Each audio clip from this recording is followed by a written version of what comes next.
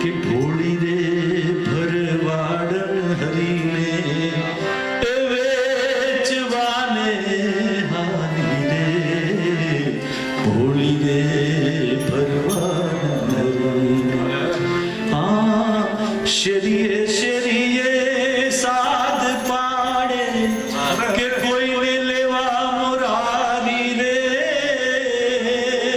જી નાથ્ય નાથ ને ચોટા વચ્ચે વેચે આહિરની નારી રે ભોળી રે ભરવાડ પછી શું થયું કે વ્રજ નારી પૂછે શું છે ને મધુર મુરલી વાગી રે વ્રજ નારી પૂછે શું છે માહી અરે અરે કોઈ ગોપી મહી વેચવા નીકળી ગોકુળમાં અને લ્યો મહી એવું કહેવાનું ભૂલી ગઈ ને લ્યો કાન કરતી નીકળી તો બીજી કોઈ ગોપીએ પોતાનું બારણું ખોલીને આ ગોપીને પૂછ્યું કે બાવરી કોને વેચવા નીકળી આ ગોપીને હજી યાદ નથી આવતું કે હું મહી વેચવા નીકળું છું શું કહે છે કે વ્રજ નારી પૂછે શું છે માહી ને મધુર મુરલી વાગી રે મટકી ઉતારીને જોતા એ મૂર્છા સોને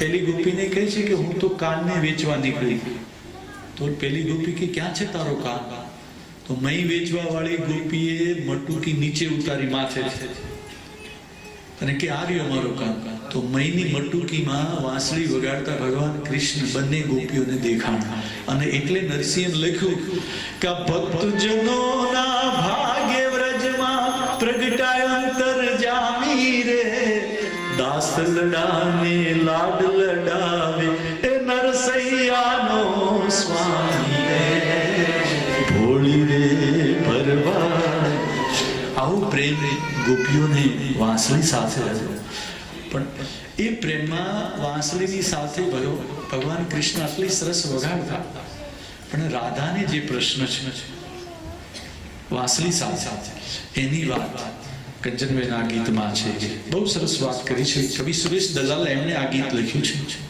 કે એક વખત ગોકુળમાં બપોરનો સમય છે લંચ લીધા પછી ગોપ ગોવાળો વિરામ કરી રહ્યા છે આપણે કહીએ ને બપોરનો આરામ કરી રહ્યા છે તો ગાયો બેઠી છે ગાયો બેઠી ઓગાળી રહી છે ગોવાળો ઝાડવાને છાંયે સૂઈ રહ્યા છે ભગવાન કૃષ્ણ પણ એક ઝાડવાના ઓટલાની નીચે બપોરનો વિરામ લઈ રહ્યા છે રાધિકા એ બધા સૂઈ ગયા છે ત્યારે રાધિકા ઊભા થાય છે બપોરના સમય આ લોકો બધા સૂતા છે અને જોયું ઊભા થઈને કે ભગવાન કૃષ્ણ ક્યાં છે એટલે દૂર ઝાડવા નીચે ભગવાન કૃષ્ણ સૂતા હતા ને ત્યાં કોઈ જોવે નહીં ધીમે ધીમે ચોરી છુપીથી ધીમે પગલે રાધાજી જ્યાં ભગવાન કૃષ્ણ સૂતા હતા ને એકદમ એના નજીક પહોંચ્યા આમ જોવે છે ચારે બાજુ કોઈ જોતું નથી બધા સૂતા છે ભગવાનની લીલા હશે આપણી તો રાધાજીએ વાંકા વળી અને ભગવાનની કમર ઉપર જે વાંસળી ઝૂલતી હતી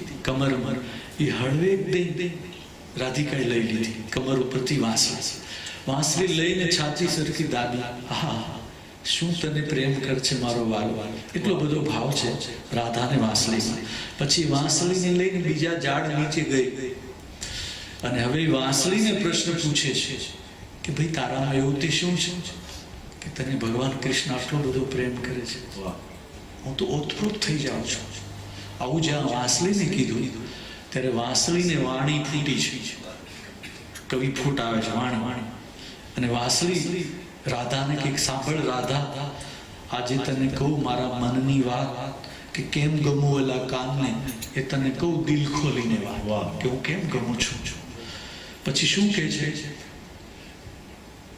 રાધા વાંસળીને કહે છે કે કુળ તારું ના ઊંચું એ તો વનનો વાસ કુળ તારું ના ઊંચું એ તો વનનો વાસ અંગ પોલું રંગ કાળો ના કોઈ સુવાસ વાંસળીમાં કોઈ સુવાસ નથી સુગંધ નથી અંગ કાળું રંગ પોળું ના કોઈ સુવાસ અને તેમ છતાં કાનની કેડે રહેતી તું દિન ને રાત તું મને કે એક આ વાત કેમ ગમે ઓલા કાનને તું કે દિલ ખોલીને વાત પછી રાધા કે વણ માગે તને કરાવે અધરા અમૃતનું પાન વણ માગે તને કરાવે અધરા અમૃતનું પાન.